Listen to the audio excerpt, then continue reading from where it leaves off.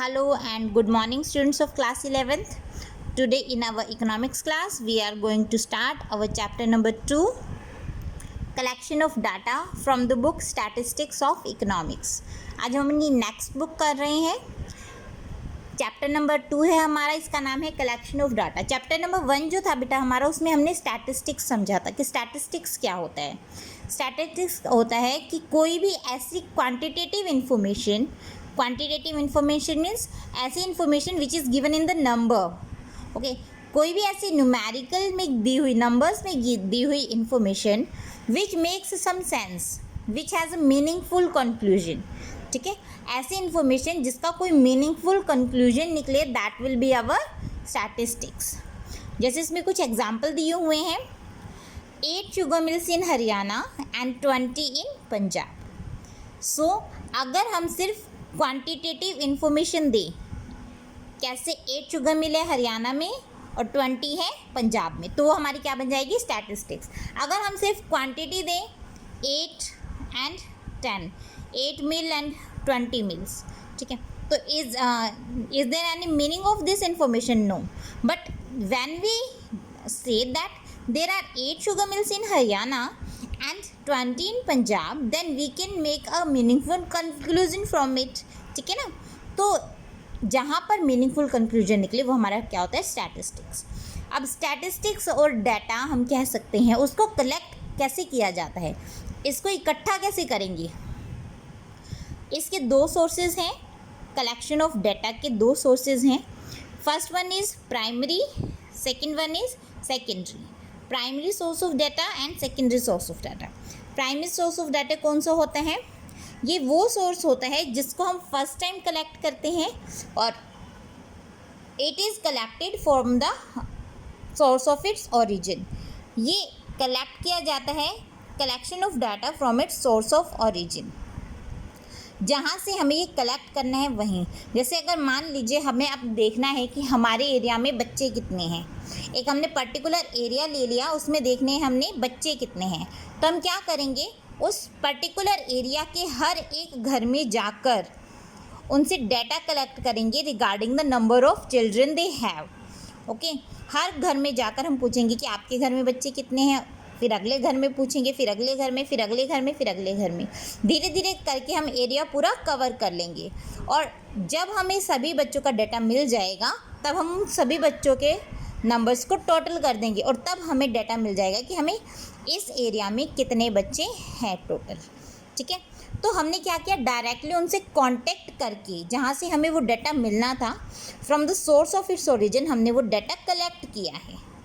Alright, next one is secondary source. अगला क्या है हमारा, सेकेंडरी सोर्स. सेकेंडरी सोर्स क्या होता है, इसमें हम डाटा कलेक्ट करते हैं सोर्स ऑफ ओरिजिन के पास जाकर नहीं, बल्कि उन लोगों के पास जाकर, वहाँ पर जैसे एजेंसी हो गई कोई हमारी, ठीक है, और इस तरह का कोई इंस्टीट्यूशन हो गई जिनके पास पहले से इस तरह की इन्फॉर्मेशन है जो हमें डाटा चाहिए, जो हमारा ऑब्जेक्टिव है डाटा कलेक्ट करने का. अगर किसी एजेंसी के पास, किसी इंस्टीट्यूशन के पास या किसी मैगजीन में पहले से ही वो डाटा अवेलेबल है तो हम वो डाटा वहाँ से भी कलेक्ट कर सकते हैं. ठीक है, तो सेकेंडरी सोर्स के अंदर क्या होता है, हम सेकेंड हैंड डाटा कलेक्ट करते हैं. इस प्राइमरी सोर्स के अंदर हमारा फर्स्ट हैंड डाटा होता है क्योंकि हम उसको फर्स्ट टाइम कलेक्ट करते हैं. सेकेंडरी सोर्स के अंदर हमारा सेकेंड हैंड डाटा होता है. क्यों? वो पहले से कलेक्टेड है, हमें सिर्फ उसी इन्फॉर्मेशन को अपने जो भी हमारा जो रिपोर्ट है उसके अंदर डालना होता है. ठीक है, प्राइमरी एंड सेकेंडरी डाटा. देखिए इसके अंदर हम डिफरेंसेस करेंगे. First of all, differences between primary and secondary data. Difference in originality. Primary data हमारा ओरिजिनल होता है जबकि सेकेंडरी डाटा हमारा ओरिजिनल नहीं होता. जो हमारा difference in suitability of objective. देखिए प्राइमरी डाटा हमारा हमेशा किसी स्पेसिफिक ऑब्जेक्टिव के लिए ही बनाया जाता है, जबकि सेकेंडरी डाटा हो सकता है किसी और पर्पज़ के लिए बनाया गया हो. हमारे पर्पज़ को सूट करे ना करे ये डिपेंड कर सकता है. हो सकता है हमें कुछ इन्फॉर्मेशन उसकी मोल्ड करनी पड़े according to our objective of study. Difference in cost of collection. Cost of collection में भी काफ़ी डिफरेंस होता है. प्राइमरी डाटा हमारा ज़्यादा कॉस्टली पड़ता है. अगर हम देखें टाइम, मनी और एफर्ट्स इन्वॉल्व कितने हैं इसमें, टाइम भी ज़्यादा इन्वॉल्व होता है, मनी भी इन्वॉल्व ज़्यादा होता है, एफर्ट्स भी ज़्यादा इन्वॉल्व होता है in the collection of primary data. Whereas in the collection of secondary data हमें जो कॉस्ट है वो काफ़ी कम पड़ती है। ठीक है, बेसिक डेटा कैसे कलेक्ट किया जाता है, कुछ एक मैथड्स गिवन है। First is direct personal investigation, indirect oral investigation, information from local sources और correspondents, information through questionnaire and schedules. ठीक है, इसके आगे दो मैथड्स हैं, mailing method and enumerators method. First जो मैथड है डेटा कलेक्ट करने का, that is direct personal investigation. इसके नाम से ही हमें पता चल रहा है हम डायरेक्टली रिस्पोंडेंट से पर्सनली इन्वेस्टिगेट करेंगे, पर्सनली क्वेश्चन आंसर्स पूछेंगे। ठीक है, क्वेश्चंस हम पुट करेंगे जिसके जवाब हमें टाइम टू टाइम वो देता रहेगा जो सामने हमारा रिस्पोंडेंट है जिससे हमें डाटा कलेक्ट करना है। ठीक है, so direct personal investigation it is the method by which data are personally collected by the investigator. Investigator personally collect करता है data from the informant, so you can say respondent. Alright, now suitability, ये कहाँ suitable होता है, जहाँ पर field of investigation ज़्यादा बड़ी ना हो, ग्रेटर डिग्री ऑफ ओरिजिनलिटी की ज़रूरत हो, इन्फॉर्मेशन हमें सीक्रेट रखनी हो। ठीक है, डाटा की एक्यूरेसी बहुत ज़्यादा इम्पोर्टेंट हो, और जहाँ पे डायरेक्ट कांटेक्ट इन्फॉर्मेंट के साथ ज़रूरी हो। ऑलराइट, नेक्स्ट मेरिट्स क्या है इसके, ये डाटा ओरिजिनल होता है, एक्यूरेट होता है, रिलायबल होता है। रिलेटेड इन्फॉर्मेशन मतलब अगर हमें अपने ऑब्जेक्टिव से रिलेटेड इन्फॉर्मेशन भी चाहिए तो हमें इस डाटा कलेक्ट करते हुए डायरेक्ट पर्सनल इन्वेस्टिगेशन में वो रिलेटेड इन्फॉर्मेशन भी गेन कर सकते हैं। यूनिफॉर्मिटी मीन्स यूनिफॉर्म रहता है ये हमारा डाटा। यूनिफॉर्म कैसे कि इससे हम कंपैरिजन इजीली कर सकते हैं। ठीक है, इलास्टिसिटी, इलास्टिक है, अकॉर्डिंग टू अवर नीड हम इसमें थोड़ा बहुत अगर चेंज करना चाहें तो कर सकते हैं। ठीक है, in the sets of question.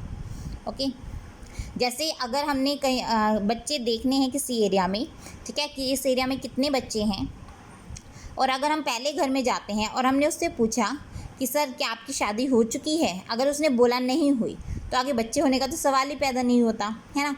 तो ऐसी सिचुएशन में हम उससे नेक्स्ट क्वेश्चन पूछेंगे ही नहीं। ठीक है, तो इस तरीके से हम अपने क्वेश्चंस को कम या ज़्यादा भी कर सकते हैं according to our situation.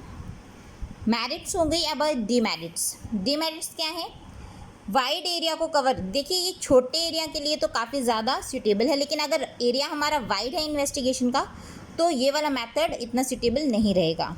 Personal biasness, इसके अंदर पर्सनल बायसनेस हो सकती है, क्यों, investigator according to his need और रिक्वायरमेंट जो डाटा है उसको मोल्ड कर सकता है। कॉस्टली है, बहुत एक्सपेंसिव मेथड है, हर एक घर में जाना, हर एक रिस्पोंडेंट से पर्सनली कांटेक्ट करना, ये एफर्ट्स, टाइम और मनी तीनों ही काफ़ी ज़्यादा यूज़ करता है, इन्वॉल्व होते हैं इसमें।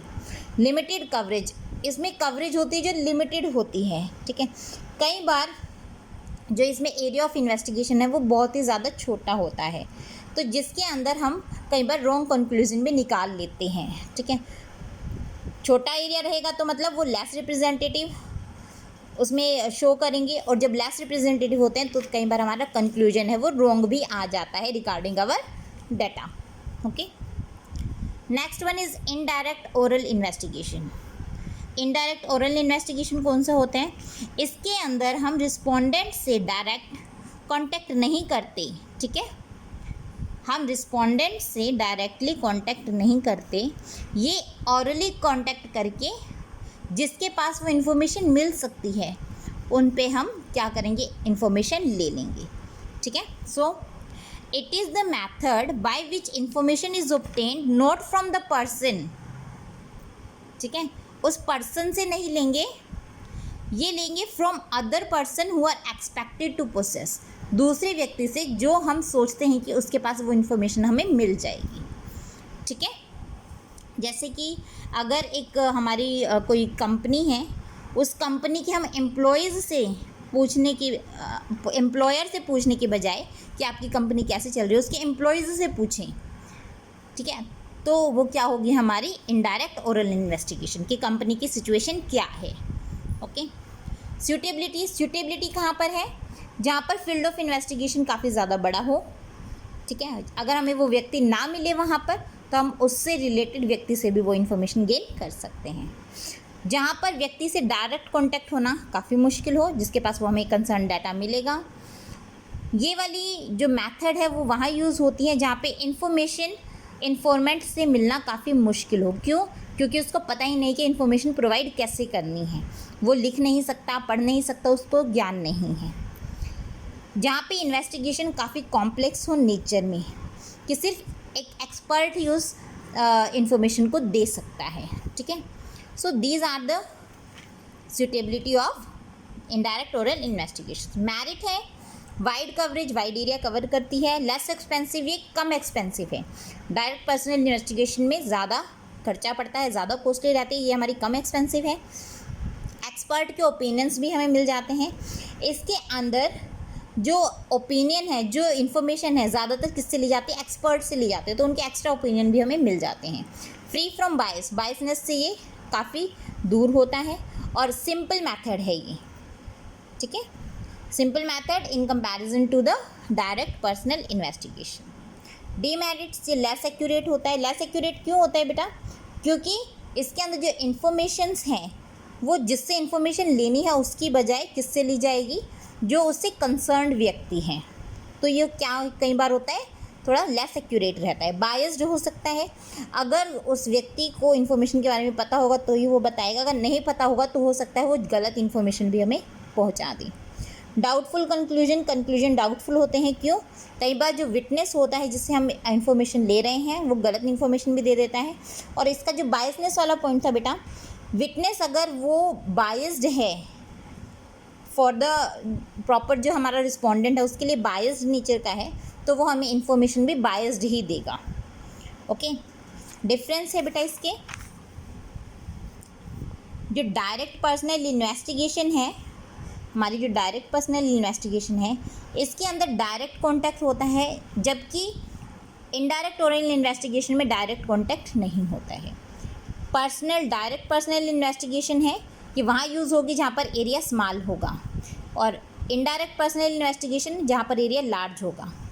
डायरेक्ट पर्सनल इन्वेस्टिगेशन में जो इन्वेस्टिगेटर है उसके पास क्या होनी चाहिए? लैंग्वेज की, हैबिट्स की, इन्फॉर्मेंट्स के नॉलेज होनी चाहिए, जबकि इनडायरेक्ट में ऐसी ज़रूरत नहीं है। डायरेक्ट इन्वेस्टिगेशन ज़्यादा कॉस्टली है, इनडायरेक्ट इन्वेस्टिगेशन कम कॉस्टली है, ठीक है।